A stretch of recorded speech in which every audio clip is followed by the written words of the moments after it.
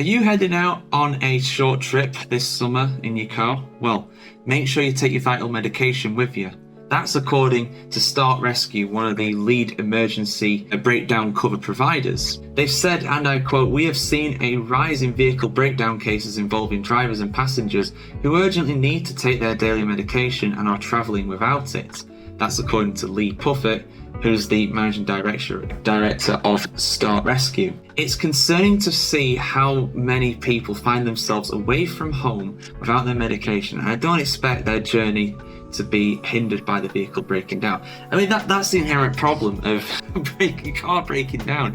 You don't plan for it, it just sort of happens sometimes. Personally, I've experienced that as well. I was driving on the motorway a couple of years ago in my old car, and I ran over some debris on the motorway and I got an instant puncture. Didn't plan for that to happen, but it did. But I was okay because I had a spare tyre in the back and I managed to change it, so it was all good. And I also do a similar thing in the winter as well. I always take out some de-icer, a scraper for the ice, and I also take out a snow shovel as well. Just, if it's ever forecast, you never know, you could get caught in it and that could potentially save your life. Thankfully, I don't have to have regular medication, but I know for a lot of people that is not the case. They need to take things daily, and sometimes several times a day. Think about diabetic people with insulin.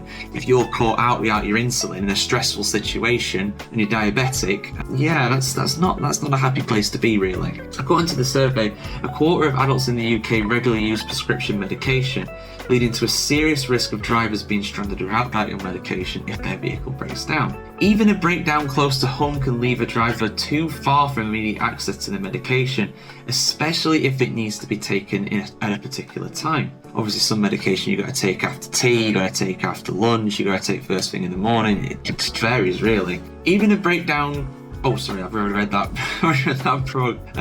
Paragraph there.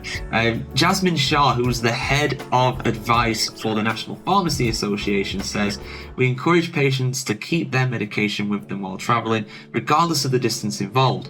This includes taking enough medication to cover them for the trip or any delays they might encounter." Which is fair enough. Again, it's not the hardest thing. Just have some in the glove box or something like that. You'll probably forget it's there, but if you have a breakdown and you need to get it, it'll be there for you. Buffett has also added, no matter how far you're going, keep a small supply of in-date medication in a safe place in the vehicle where children cannot gain access, such as a locked glove box. There we go, guys. See, I'm on the same lines as this guy. Take a copy of prescription too if you're going to further afield in case you need extra, especially with the summer holiday getaway approaching, because people are going to do a lot of long trips.